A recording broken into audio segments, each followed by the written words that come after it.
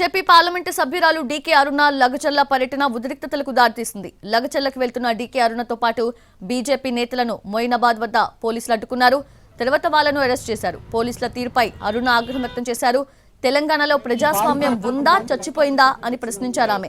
ఒక ఎంపీగా ఉన్న తనని సొంత నియోజకవర్గంలో తిరగనివ్వకపోవడం ఏంటని ప్రశ్నించారు. పోలీసుల తీరుపై బీజేపీ నేతలు కూడా ఆగ్రహం వ్యక్తం చేశారు. కొడంగల్ రేవంత్ రెడ్డి జాగిరా అంటూ నినాదాలు చేశారు.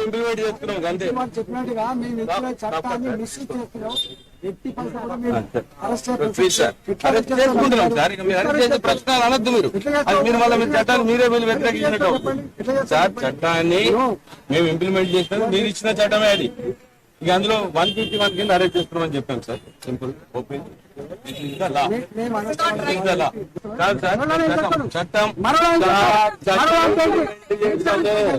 ఇంప్లిమెంట్ చేస్తున్నాము. చట్టం ఇంప్లిమెంట్ చేస్తున్నాం సార్.